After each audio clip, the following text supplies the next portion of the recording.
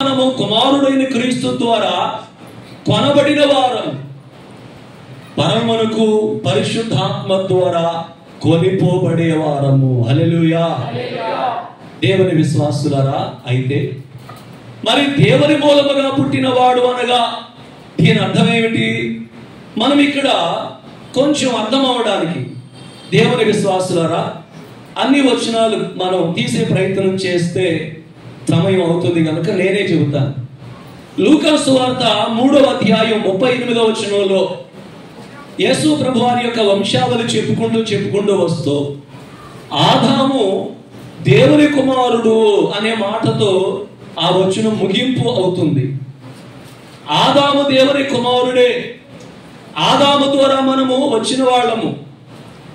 దేవుని విశ్వాసులరా, మనము దేవుని ద్వారా ఆదాము ద్వారా వచ్చినటువంటి వాళ్ళం. మన ఆది తల్లిదండ్రులు ఎవరు చెప్పండి గట్టిగా? ఆదాము హవ్వ. దేవుని విశ్వాసులరా, అయితే ఈ జననము పుట్టుట అనేది 2 రకాలుగా ఉంది. ఒకటి శరీర సంబంధమైనటువంటి జన్మము, రెండవది ఆత్మ సంబంధమైనటువంటి జననం. శరీర సంబంధమైనటువంటి జననము రక్తమాంసములు కలిగిన తల్లిదండ్రుల ద్వారా కలిగినది. నా తండ్రిలో నుండి ఒక చిన్న అణువుగా తల్లి గర్భంలోనికి నేను వెళ్ళి నవమాసములు ఆ తల్లి గర్భములో ఉండి సమయం రాగా శిశువుగా తయారై అన్ని అవయవాలు కలిగినటువంటి సంపూర్ణమైనటువంటి వ్యక్తిగా తల్లి గర్భంలో నుండి నేను వచ్చాను. నన్ను కన్నది నా తల్లి నవమాసములు మోసి. దేవుని విశ్వాసులారా, ఆత్మీయంగా మనము దేవుని చేత కనబడిన వారము.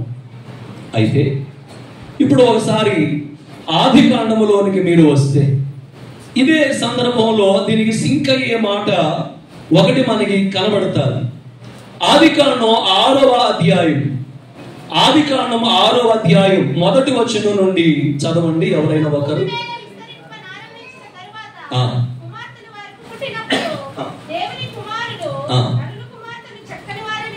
బాగా వినాలి. 2వ వచనంలో దేవుని కుమారులు నరులు కుమార్తెలు చక్కని వారిని చూచి వారందరిలో తమకు మనసుకు వచ్చిన స్త్రీలను వివాహము చేసుకొనిరి. హల్లెలూయా. ఈ వచనంలో 2వ వచనంలో ఒక మాట కనబడుతుంది. దేవుని కుమారులు, చెప్పాలి, దేవుని కుమారులు నరుల కుమార్తెలు అని కనబడుతుంది. దేవుని బిడ్డలారా, ఈ వచనంలో దేవుని కుమారుడు అనగా ఎవరు, నరుల కుమార్తెలు అనగా ఎవరు అంటే దీనిని బట్టి పురుషులందరూ దేవుని బట్టి, స్త్రీలందరూ నరులను బట్టి వచ్చారా? దేవుని విశ్వాసులారా, కానే కాదు. ఈ వచనం మీద కూడా ఎన్నో రకాలైనటువంటి ప్రియులారా అనేక రకాలైనటువంటి ఆలోచనలు, భావాలు వాళ్ళు తెలియజేస్తున్నా నేను ఎదిగినంత మట్టుకు నాకు బైబిల్ మీద కలిగిన అవగాహన బట్టి ఈ వచనములో ఉన్నటువంటి విషయాన్ని మీ ముందు ఉంచుతాను. ఇక్కడ దేవుని కుమారులు నరుల కుమార్తెలు ఎవరు అంటే దేవుని విశ్వాసులరా, ఆదామవలైనటువంటి వారు ఏదైనా వనంలో పాపం చేసిన తర్వాత దేవుడు ఏదైనా వనములో నుండి వారిని బయటకు పంపించేశాడు. ఆ తరువాత వారి ఇరువురిని దేవుడు ఆశీర్వదించగా కయీను హేబేలులు పుట్టారు. ఆ తరువాత పెద్దవాడైనటువంటి కయీను చిన్నవాడిని ఏం చేశాడు? ఆ కయీను చిన్నవాడైన హేబేలును ఏం చేశాడు? చంపివేశాడు. అది మనం ఎరుగుదు. ఆ తర్వాత దేవుడు కయీనును శపించాడు. ప్రియులరా, ఆ తర్వాత హేబేలు చనిపోయిన తరువాత మరలా కొంతకాలానికి దేవుడు హవ్వ గారిని దర్శించాడు, గర్భం తెరిచాడు. అప్పుడు వారికి మరలా సంతానము కలిగింది. ఈ మాట మనం ఈ ఆది కాండములో, దేవుని విశ్వాసులారా, ఆది కాండములో మనం చూసినట్లయితే 4వ అధ్యాయం 26వ వచనం, 26వ వచనం చూడండి. 25 నుండి నేను చదువుతాను. ఆదాము మరలా తన భార్యను కూడినప్పుడు ఆమె కుమారుని కని కయీను చంపిన హేబేలునకు ప్రతిగా దేవుడు నాకు మరి ఒక సంతానమును నియమించును అనుకొని అతనికి షేతు అను పేరు పెట్టెను. మరియు షేతునకు కూడా కుమారుడు పుట్టెను. అతనికి ఎనోషను పేరు పెట్టెను. అప్పుడు యెహోవా నామమున ప్రార్థన చేయుట. ఎవరి నామమున? ఎవరు ప్రారంభించారు? గమనించాలి దేవుని విశ్వాసులారా. మరియు షేతునకు కూడా కుమారుడు పుట్టెను, అతనికి ఎనోషు అని పేరు పెట్టెను. అప్పుడు యెహోవా నామమున ప్రార్థన చేయుట ప్రారంభమైంది, ప్రార్థన ప్రారంభించింది షేతు అని మనకు అర్థమవుతుంది. హల్లెలూయా. దేవుని విశ్వాసులారా గమనించగలిగితే, అంటే ఈ మాట నేను ఎందుకు ఈ ఆది కాండాన్ని అసందర్భంగా మీకు అనిపించిన నేను ఎందుకు జ్ఞాపకం చేస్తున్నానంటే, ఎప్పుడైనా మీరు ఈ వర్తమానమైన తర్వాత బహుశా ఎప్పుడైనా ఈ ఆది కాండం 6వ అధ్యాయాన్ని చదివేటప్పుడు ఇక్కడ కూడా దేవుని కుమారులు నరుల కుమార్తెలని ఉంది కదా అనే అనుమానం లేకుండా ఉండడానికి నిమిత్తమై ఈ విషయాన్ని మీ ముందు ఉంచుతున్నాను. ప్రియులారా, ఈ వచనంలో దేవుని కుమారుడు అనగా ప్రార్థన చేసి ప్రార్థనాపరుడుగా భక్తి కలిగిన వాడుగా పెంచబడినటువంటి షేతు ద్వారా కలిగినటువంటి వారు దేవుని కుమారుడుగా పిలువబడ్డారు ఆది కాలములో. ప్రియులారా, కయీను శపించబడిన తరువాత కయీనుకి వివాహం అయ్యింది. కయీనుకు కూడా భారీగా ఎవరున్నారు ఆ రోజుల్లో అనే దాని మీద అనేక వాదనలు ఉన్నాయి. దేవుని విశ్వాసులరా, ఆదాముకు కలిగిన సంతానములో నుండే కయీను వివాహం చేసుకున్నాడని కొందరు వాదిస్తున్నారు. రకరకాలైనటువంటి అపోహలు కలిగిన ఏది ఏమైనప్పటికీ కూడా దేవుని విశ్వాసులరా, ఈ శపించబడినటువంటి కయీనులో నుండి వచ్చిన వారు నరుల కుమార్తెలయ్యారు. ప్రార్థనాపరుడైన షేతులో నుండి వచ్చిన వారు దేవుని కుమారులయ్యారు. హల్లెలూయా. ఇది ఆది కాండము 6వ అధ్యాయములో దేవుని కుమారులు నరుల కుమార్తెలు అనే మాటలో ఉన్నటువంటి ఆంతర్యం. ఇప్పుడు మన ధ్యానములోనికి వచ్చేస్తే, అయితే ఎవరు పాపం చేయరు చెప్పాలి? ఎవరు పాపం చేయరు? మరి దేవుని మూలముగా పుట్టడం అంటే ఏమిటి? దేవుడు కంటాడా? ఈ లోకములో అనేక సిద్ధాంతపరమైనటువంటి ఉన్నాయి. హైందవ్యములో దేవుళ్ళు దేవతలు ఉన్నారు, వారు వివాహం చేసుకున్నారు, సంతానము కలిగింది. అది వాళ్ళ సిద్ధాంతం, అది వాళ్ళ నమ్మకాలు. మన దాన్ని కాదనలే. కానీ మనకు దేవుడు అట్లా లేడే. మన దేవుడు ఆత్మరూపిగా ఉన్నాడు, ఒక్కడై ఉన్నాడు. దేవుని విశ్వాసులరా, ఆయన అరిషట్ వర్గాలలో బలహీనుడైపోయిన వాడు కాదు. ఆయన సమస్తమును గెలిచిన వాడు. మరి దేవుని కుమారులు అనగా మనం ఎలాగూ దేవుని కుమారులమయ్యాం, ఎలాగూ దేవుని కుమార్తెలమయ్యాం, ఎలా దేవునికి పుట్టిన వాళ్ళమయ్యాం? ఒక్క మాట గమనించాలి. ఇక్కడ ఉండిన యవనస్తులు గాని, యవన కుమార్తెలు గాని, పెద్దవారు గాని, చిన్నవారు గాని, ప్రతి వారు అనుకునే మాట ఏంటంటే, నేను పాపం చేయకుండా ఉండాలి అని ప్రతి వాడు అనుకుంటూ ఉంటాడు. నేను పాపం చేయకూడదు, ఎందుకంటే పాపము చేసిన వారికి పరలోకములో స్థానము లేదు, పాపులకు ప్రాప్తించేది నరకం. ఆ అగ్నిగుండములోనికి వెళ్ళిపోకుండా నేను తప్పించబడాలి కనుక పాపం చేయకుండా ఉండాలి అని అనుకుంటూనే దానిలో నిలబడలేక మరలా పాపములో పడిపోతున్నటువంటి వాళ్ళు ఎంతో మంది లేకపోలేదు. అయితే వినుచున్న వారులారా, పాపము చేయకుండా ఉండేది ఎవరు?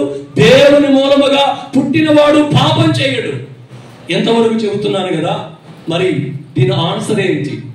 ఎవరు దేవుని మూలముగా పుట్టినవారు? ఇక్కడ ఉన్నవారిలో మీరా, నేనా? దేవుని విశ్వాసులారా, ప్రపంచంలో ఉన్న యూదులుగా ఉన్నవారా, ఇశ్రాయేలీయులా? ఎవరు దేవుని ద్వారా పుట్టినటువంటి వారు? యూదులు అంటారు మేము దేవుని సంతానం, మేము యెహోవా యొక్క సంతానమని వారు ప్రకటించుకుంటున్నారు. యూదులు ఈనాటికి యేసు ప్రభువారిని రక్షకునిగా అంగీకరించేటువంటి పద్ధతి లేకపోయే. దేవుని బిడ్డలారా, దీనికి సమాధానం ఎవరు దేవుని మూలముగా పుట్టినవారు? ఎవరు దేవుని మూలముగా పుట్టినవారు? దీనికి సమాధానం ఈ బైబిల్లో నుండి మనం వెతుకుతాం. ఇప్పుడు జాగ్రత్తగా నేను చెప్పేటువంటి వచనాలు మీకు తెలిసి ఉండవచ్చు, కానీ ఒక్కొక్కటి చదివే ప్రయత్నం చేయండి. మొట్టమొదటిగా దేవుని మూలముగా పుట్టిన వారు ఎవరు? మొదటిగా చదువుదాం దేవుని వాక్యం.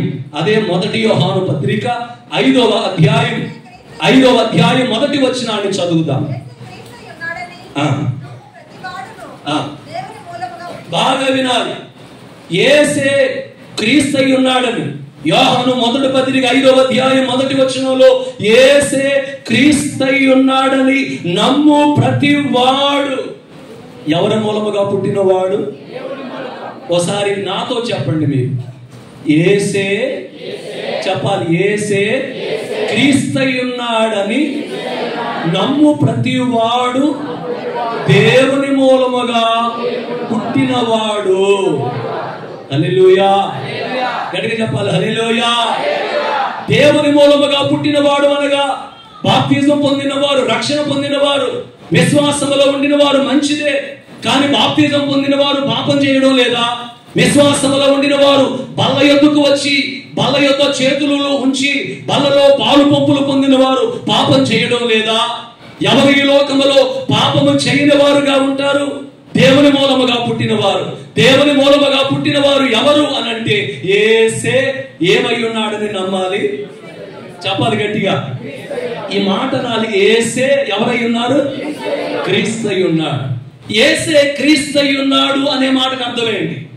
యేసు అనగా అర్థం చెప్పండి, రక్షకుడు. వెనుకున్న వాళ్ళు కూడా చెప్పాలి తల్లి. యేసు అనగా క్రిస్మస్ లో చెప్పుకుంటాం, యేసు అనగా రక్షకుడు. క్రీస్తు అనగా చెప్పాలి, క్రీస్తు అనగా యేసు. క్రీస్తు అనగా రక్షించడానికి అభిషేకించబడి పంపబడిన వాడు.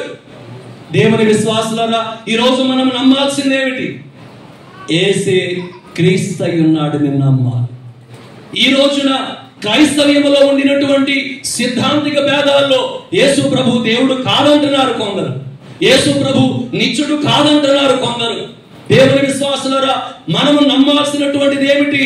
ఈ బైబిలును ప్రామాణికంగా చేసుకుని మనము నమ్మాల్సిన మాట యేసే ఎవరై ఉన్నారు? క్రీస్తు అయి ఉన్నారు. యేసు ద్వారానే మనకు రక్షణ అని మనము నమ్మగలగాలి. హల్లెలూయా. యేసు ద్వారానే మనకు పాప విమోచన, యేసు నామములోనే మనకు స్వస్థత, యేసు నామములోనే ముక్తికి చేరగలిగినటువంటి భాగ్యం మనకు లభించబడింది. అది నమ్మడమే యేసే క్రీస్తు అని నమ్మటము. హల్లెలూయా. దేవుని విశ్వాసులరా, యేసు ప్రభువును మనం నమ్ముతున్నాం. ఈ రోజున ప్రొటెస్టెంట్లుగా ఉండినటువంటి మనం యేసే క్రీస్తు అని నమ్ముతున్నాం. విచారం ఏంటో తెలుసా? యేసు ప్రభువారు ఎక్కడ పుట్టారో, ఏ యెరూషలేములో పుట్టారో, యేసు ప్రభువారు ఏ దేశంలో పుట్టారో, ఏ వీధుల్లో తిరిగారో, ఏ ప్రాంతంలో తిరిగారో, ఈ రోజుకి కూడా వారు యేసే క్రీస్తుని నమ్మడం లేదు. ఈ రోజుకి కూడా మీరు చూచారో లేదో, మన ఇండియా నుండి వెళ్ళినటువంటి ఒక వ్యక్తి యెరూషలేము యాత్రకి వెళ్ళి యెరూషలేములో వీధుల్లో నిలబడి యేసే క్రీస్తు అనే ఒక పత్రిక, యేసు ద్వారానే రక్షణ అనే ఒక పత్రిక పంచితే ఒక వృద్ధుడైనటువంటి యూదుడు వచ్చి అతన్ని అక్కడి నుంచి కొట్టే ప్రయత్నం చేస్తున్నాడు. నీవట్టా చెప్పమా? మా దేశస్తులకు యేసే క్రీస్తు కాడు అని వాదము చేసినది యూట్యూబ్ లో ఎంత వైరల్ అవ్వలేదు? దేవుని విశ్వాసులారా, బాగా వినాలి. మీరు ఈ రోజు నమ్మాల్సింది, నీ పాపం పోయేది యేసు ప్రభు ద్వారానే, నీకు పాప విమోచన కలిగేది యేసు ప్రభు ద్వారానే, రక్షణ కలిగింది యేసు ప్రభు ద్వారానే, నీవు పొందిన బాప్తిస్మం యేసు ప్రభు నామములో, నీవు మోక్షానికి వెళ్ళాల్సింది కూడా ఎవరి నామములో? ఎవరి ద్వారా? చెప్పాలి గట్టిగా, ఎవరి ద్వారా? యేసు రక్తములో కడగబడకుండా నేను యెహోవా సాక్షినంటే నీకు మోక్షములో స్థానము లేకపోయే, ముక్తికి వెళ్ళే భాగ్యం లేకపోయే, పాప క్షమాపణ కలిగే అవకాశం లేకపోయే. అందుకనే దేవుని మూలముగా పుట్టినవాడు పాపం చేయడు. దేవుని మూలముగా పుట్టినవాడు అనగా యేసే క్రీస్తు అయి ఉన్నాడని నమ్మినవాడు. హల్లెలూయా. యేసే క్రీస్తు అయి ఉన్నాడు అని నమ్మినవాడు పాపం చేయడు అంటున్నావే. ఎందుకు చేయడు అని అంటే, యేసయ్య నా పాపం కొరకు సిలువలో ఏమయ్యాడు? చెప్పాలి గట్టిగా, మరణించాడు. ఈ రోజు నా పాపం కడగబడింది అని అంటే ఎవరు రక్తాన్ని కాచడాన్ని బట్టి? గట్టిగా చెప్పాలి, యేసు ప్రభు సిలువలో పొందిన గాయాలు బట్టి. శిరస్సు మీద పెట్టబడిన ముండ్ల కిరీటం, ప్రక్కలో పడవబడిన బల్లెపు పోటు, శరీరం మీద కొట్టబడినటువంటి 39 కొరడా దెబ్బలు. ప్రియులారా, బైబిల్ పండితులు చెబుతున్నారు, యేసు ప్రభు వారి వీపు మీద 5726 గాయాలయ్యాయంటున్నారు. ఆయన దేహం మీద ముళ్ళ కిరీటం పడితే ఆ ముళ్ళు ఎలా గుచ్చుకున్నాయో శిలువ ధ్యానములో మనం ధ్యానం చేస్తాం. యేసే క్రీస్తుని నమ్మడం అంటే యేసు నా కొరకు చనిపోయాడు అని నమ్మడమే. అలా నమ్మినవాడు పాపం చేయడానికి వీలుండదు. ఒక మాట, పాపం సందర్భంలో నిలబడ్డప్పుడు ఓ సలహా చెప్పనా? ఎప్పుడైనా పాపం మన ముందు ఉన్నప్పుడు ఆ పాపం చేయకుండా మనం చంచలమైపోకుండా స్థిరులమై ఉండాలంటే మనకు టెక్నిక్ ఉంది. ఏంటో తెలుసా? ఆయన సిలువను జ్ఞాపకం చేసుకోవాలి, ఆయన సిలువను మదిలోనికి తెచ్చుకోవాలా. యేసు ప్రభు యొక్క సిలువ ఎలాంటిది అంటే ఎవరి హృదయాన్నైనా కలిగించగలిగింది. అది. దేవుని బిడ్డలారా గమనించాలి. చార్లెస్ టీస్టెడ్ అనే ఓ మహాభక్తుడు అమెరికన్స్, రెడ్ ఇండియన్స్ మధ్యకి సువార్త చెప్పడానికి వెళ్ళాడు. అజ్ఞాన అమాయక ప్రజలకు సువార్త చెప్పడానికి వెళ్ళాడు. ఆ ప్రయాణంలో అనేక మంది నరమాంస భక్షకులు ఎదురయ్యారు. ప్రియులారా, దినాల తరబడి అరణ్యాలలో నడుస్తున్నాడు. ఓ ప్రాంతానికి వెళ్ళాడు. భాష వీరి భాష ఆయనకు రాదు. ఆయన చెప్పేది వీళ్ళకి అర్థం కావట్లేదు. దినాల తరబడి అక్కడ నిలబడి పాటలు పాడుతున్నాడు. ఎవరో వినటంలా. నెలలు గడిచిపోయాయి, ఎవరు మారలా. ప్రార్థన చేస్తున్నాడు, సువార్త చెబుతున్నాడు, ఏమీ అర్థం కాల. ఓ రోజున చార్లెస్ టీస్టెడ్ తాను చెట్టు కింద కూర్చొని ఏడుస్తున్నాడు. దేవా, సువార్తకు నన్ను వెళ్ళమన్నావు, ఈ ప్రాంతానికి తీసుకొచ్చావు, ఇక్కడ ఉండమన్నావు. రోజులు కాదు, వారాలు కాదు, నెలలైపోయాయి. నా భాష వారికి అర్థం కావట్లా, వారి భాష నాకు రావట్లా, నేను చెప్పేదేమిటో వారికి అర్థం కావట్లా. ఎట్లా మారేదయ్యా ప్రజలు, మార్పు ఎలా కలిగేదయ్యా అని ఏడ్చి కన్నీరు ప్రార్థన చేస్తుంటే ఒక దర్శనంలో వినబడుతుందట. ప్రభు మాట్లాడుతున్నారట, చార్లెస్ టీస్టెడ్, చార్లెస్ నువ్వేమి చేయొద్దు, నువ్వేం చెప్పొద్దు. నా సిలువ బొమ్మను, సిలువ ఆకారాన్ని ఒక కాగితం మీద నీవు తయారు చేసి నీ వీధిలో నిలబడు. వీధిలో ఆ సిలువ పటాలను పట్టుకు నిలబడు చాలు, అది చూసిన వారి మనస్సు కలుగుతుందని చెప్పారు. చార్లెస్ టీస్టెడ్ దేని మీద ఆ చిత్రాన్ని రాశాడో మనకి తెలియదు. దాన్ని తయారు చేసి వెళ్ళి వీధిలో నిలబడ్డారు. అప్పటి వరకు దినాలు నెలల తరబడి చెప్పిన వర్తమానాలు చెప్పిన మానవి ప్రజలు అక్కడికి వస్తున్నారు. ఆ సిలువను చూస్తున్నారు, గాయాలు చూస్తున్నారు, రక్తాలు చూస్తున్నారు. వారికి ఏమర్థమయ్యిందో తెలియటం లేదు. అక్కడే మోకరించి ఆడవడం మొదలు పెట్టారు. హల్లెలూయా. సిలువను చూచి వారి హృదయాలు కరిగిపోయాయి. దేవుని బిడ్డలారా, ఇప్పుడు చెప్పండి, దేవుని మూలంగా పుట్టినవాడు పాపం చేయడు. దేవుని మూలంగా పుట్టడం అంటే ఏసే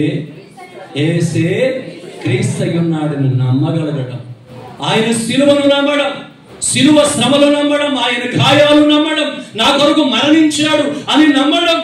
అలా నమ్మినవాడు పాపం చేసే వీలు ఉండదు. ఇక రెండవది, సమయం లేదు కనుక రెండవది దేవుని లేఖనములో నుండి మనం చదువుదాం. అదే 1 యోహాను పత్రిక 3వ అధ్యాయం 9వ వచనాన్ని చదువుదాం. అదే 1 యోహాను పత్రిక 3వ అధ్యాయం 9వ వచనం. దేవుని మూలముగా పుట్టిన ప్రతి వానిలో ఆయన బీజము నిలుచును కనుక వాడేం చేయడు. చెప్పాలి గట్టిగా. దేవుని విశ్వాసులారా, దేవుని మూలముగా పుట్టినవాడు పాపం చేయడు. ఎందుకు అనంటే దేవుని మూలముగా పుట్టిన వానిలో ఆయన బీజము నిలుచును. చెప్పండి, ఏం నిలుచును? మొదటిగా దేవుని మూలముగా పుట్టిన వాడు అనగా యేసే క్రీస్తయ్యున్నాడు. అయ్యా, మగవాడు మాట్లాడట్లేదు. యేసే క్రీస్తయ్యున్నాడని నమ్మగలగాలి. రెండవది, దేవుని మూలముగా పుట్టడం అనంటే దేవుని విశ్వాసులారా ఆయన బీజము కలిగిన వాడై ఉండాలి. ఏమండి, నేను యేసు ప్రభువు నమ్ముకున్నాను, బాప్తిజం తీసుకున్నాను, నా పేరు జీవరత్నం, జీవన్ కుమార్ అని పేర్లున్నా, ఈ బైబిల్ నాలో ఉన్నా, ఈ బైబిల్ నా చేతిలో ఉన్నా, రోజు చదువుతున్నా, నేను దేవుని మూలముగా పుట్టిన వాడిని కాకపోతే, అనగా దేవుని బీజము నాలో లేకపోతే నేను దేవుని మూలముగా పుట్టిన వాడిని చెప్పండి కానే కాదు. ఇప్పుడు ఆలోచిద్దాం, దేవుని బీజము నిలిచి ఉండడం అనగా ఏమిటి? దేవుని విశ్వాసులరా, దీనికి మనం కాస్త సైన్స్కి వెళ్ళి అడిగితే ఇలా చెబుతుంది, ఆయనలో ఉన్నవి వీరిలో ఉంటే ఆయన బీజము వీరు కలిగి ఉన్నట్టు. దీనికి చాలా రకాలైనటువంటి పాయింట్లు ఇందులో చెప్పబడతాయి. కానీ ఒకటి చెబుతాను, మీకు అర్థమవడానికి చెబుతాను. మా నాన్నగారి తండ్రి గారికి, మా తాతగారికి 5 కొడుకులు, 3 అక్క చెల్లెళ్ళు. ఎంతమంది సంతానం? గట్టిగా చెప్పాలి, 89. అందులో 4వ వాడిని కొడుకున్నాను. ఒక్కొక్కరికి 3 సంతానం. అయితే వీళ్ళందరూ నన్ను చూడగానే అంటారు, ఎవరిని అనరు, ఈ 5 కొడుకులు 3 కూతురు పుట్టిన 3 సంతానంలో నన్ను చూడగానే అంటారు, అచ్చువీడు వీళ్ళ తాతలానే ఉన్నాడురా అని అంటాడు. మా తాతగారు కూడా చాలా పొట్టిగా ఉండేవాడు. నాకు మళ్ళీ చాలా పొట్టిగా ఉండేవాడు ఆయన. మా తాతగారు ఇచ్చిన ఆస్తిది ఎందుకు పనికి రాకపోయాడు, ఒక ఆర్మీకి వెళ్తే పనికి వచ్చేదేమో అనేవారు. నేను నడిస్తే అచ్చు మీ తాతలా నడుస్తున్నాడు రా. నేను ఆయన చివరి దినాల్లో చూశాను. నా ఊహ వచ్చి కాస్త ఆయన చూసేసరికి ఆయన యాత్ర ముగించుకుని వెళ్ళిపోయాడు. మరి ఆయన ఎట్టుండేవాడు, కానీ మేము చూసిన వాళ్ళు అందరూ అంటారు అచ్చు మీ తాతలానే ఉన్నారా. దేవుని విశ్వాసులారా, ఆ నడకలో ఏదో పోలుకుంది, ఆ మనిషిలో ఏదో పోలుకుంది. ఆయన కూడా ఎప్పుడు తెల్ల బట్టలు వేసుకునేవాడు, తెల్ల పంచి, తెల్ల కండువ, తెల్ల పైజమా వేసుకునేవాడు. నేను పంచి కట్టుకోపోయినా ఏమో వేసుకున్నా. ఆయన శివభక్తుడు. ఆయన ఆ భక్తి చేస్తేనే పోయే నిత్యం అదే బట్టలు వేసేవాడు. ఈరోజు నేను ఎక్కడికి వెళ్ళిన వైట్ బట్టలే. అందుకని అంటారు అచ్చు మీ తాతలాగే నీ పద్ధతులు కూడా అలాగే ఉన్నాయరా. జీవము కలిగిన దేవుని బట్టి వేస్తున్నాను నేను. హల్లెలూయా. దేవుని విశ్వాసులారా, ఆయన బీజము నిలిచి ఉండడం, ఆయన బీజము నిలిచి ఉండడం అంటే ఆయన ఎలా ఉన్నాడో, ఆయన ఎలా ఉన్నాడో, యేసు ప్రభువారు ఎలా ఉన్నారో, దేవుడు ఎలా ఉన్నాడో అలా ఉండడము, ఆయన బీజము నిలిచి ఉండడం. మీకు అర్థమయ్యేలా చెబుతాను. ఇంకా మన దేవుడు ఎలాంటి వాడు? దేవుని విశ్వాసులారా, దేవుని లక్షణాలు కొన్ని ఉన్నాయి. డాక్టర్ అంటే కొన్ని లక్షణాలు ఉంటాయి, లాయర్ అంటే కొన్ని లక్షణాలు ఉంటాయి, అలాగే దేవునికి కూడా కొన్ని లక్షణాలు ఉంటాయి. దేవుని విశ్వాసులారా, ఆయన పరిశుద్ధుడై ఉన్నాడు. ప్రప్రథమంగా మన దేవుని కొరకు మనం చెప్పుకోవలసి వస్తే ఆయన ఎవరై ఉన్నారు? ఆయన ఆదియు అంతమై ఉన్నాడు. ఆయన మహాజ్ఞాని అయి ఉన్నాడు. ఆయన పరిశుద్ధుడై ఉన్నాడు. ఆయన జీవమై ఉన్నాడు. ఆయన వెలుగై ఉన్నాడు. దేవుని విశ్వాసులారా, ఆయన న్యాయమై ఉన్నాడు. ఇవన్నీ ఉంచితే ఇందులో ప్రధానమైనది మన నుండి దేవుడు కోరుకునేది పరిశుద్ధతను కోరుకుంటున్నాడు. హల్లెలూయా. దేవుడు అనలేదా, నేను పరిశుద్ధుడనై ఉన్నాను గనుక, నేను జ్ఞానిని గనుక మీరు జ్ఞాని అని అనలేదా? నేను న్యాయస్తుడిని కనుక మీరు న్యాయస్తుడు. ఇవన్నీ ఓకే, ఖచ్చితంగా ఉండాలి. అందులో ప్రప్రథమంగా కావలసింది ఆయన పరిశుద్ధుడై ఉన్నాడు. సో మనము ఏమై ఉండాలి? దేవుని మూలముగా పుట్టినవాడు అనగా ఆయన బీజము కలిగినవాడు. ఆయన ఎలాంటి పరిశుద్ధుడై ఉన్నాడో అలాంటి పరిశుద్ధత కలిగిన వాళ్ళమై ఉండాలి. దేవుని విశ్వాసులారా, బాగా ఆలోచించండి. ఈ రోజున పరిశుద్ధత మనలో ఎంత ఉంటుంది? మా చిన్నప్పుడు మా సండే స్కూల్ టీచర్ మాట చెప్పారు. ఓ మనిషి పుట్టగానే ఇద్దరు దేవదూతలు పరలోకం నుండి దిగి వస్తారట. ఎడవైపున ఒక దేవదూత, కుడివైపున ఒక దూత నిలబడతారట. కుడివైపున ఉన్న దేవదూత మనం చేసే మంచి పనులన్నీ రాస్తుందట. ఎడవైపున ఉన్న దేవదూత మీరు పిలిచేయాలి, మనం చేసే చెడ్డ పనులన్నీ రాస్తుంది. ఈ అక్క అంటది, కుడివైపున ఉన్న దేవదూతకి సంవత్సరానికో పండగో పబ్బానికో పని వచ్చింది, కానీ ఎడవైపున ఉన్న దేవదూతకి అసలు పండగ కూడా ఖాళీ ఉండదు. అర్థమైందా మీకు? మనం ఎలా చూచినా ఇదే, ఎలా చూచినా ఇదే. అసలు కలలో కూడా పాపమును కూర్చినటువంటి తలంపులే. దేవుని విశ్వాసులారా, పరిశుద్ధత కలిగి ఉండాలి. అయితే ఇప్పుడు పరిశుద్ధత మనకు ఎలా వస్తుంది? యేసు రక్తములో కడగబడుట ద్వారా వస్తుంది. కానీ ఇక్కడ మీకు ఒక మాట చెబుతాను. ఒకసారి బైబిల్ తీసి నేను చెప్పిన ఒక మాట చదవండి. కీర్తనల గ్రంథం 119వ అధ్యాయం 11వ వచనం చదువుతారా? కీర్తనలు 119వ అధ్యాయం 11వ వచనం. నా హృదయంలో నీ ఎదుట నేను పాపము చేయకుండా ఉండినట్లు నా హృదయంలో ఏముంచుకుని ఉన్నాను? చెప్పాలి, ఏముంచుకుని ఉన్నాను? దేవుని మూలముగా పుట్టిన వానిలో ఆయన బీజము ఉండను. ఆయన బీజము కలిగిన వాడు పరిశుద్ధుడై ఉంటాడు. వాడు పరిశుద్ధుడై ఉండాలంటే వాక్యమును కలిగి ఉండాలి. మరలా వాక్యమనగా ఎవరు? యోహాను 1వ అధ్యాయం 1వ వచనంలోకి వెళ్ళిపోతే, ఆది యందు వాక్యం ఉండెను, వాక్యము దేవుడై ఉండెను. ఆ దేవుడు, ఆ వాక్యము ఆది నుండి ఉండెను. ఆ వాక్యమే శరీరధారి అయి రక్తమాంసములు కలిగిన వాడుగా ఈ లోకములోనికి వచ్చెను. దేవుని విశ్వాసులరా, మరలా చెప్పాలి, గమనించాల్సిన మాట, దేవుని మూలముగా పుట్టినవాడు పాపం చేయడు. పాపము చేయకుండా దేవుని మూలముగా పుట్టినవాడు అయి ఉండాలనంటే మొదటిగా యేసే క్రీస్తుని నమ్మాలి. రెండవదిగా ఆయన బీజము కలిగిన వాడై ఉండాలి. ఆయన బీజము కలిగిన వాడు అని అంటే ఆయన ఎంత పరిశుద్ధుడో ఈ రోజున మనము చెప్పాలి.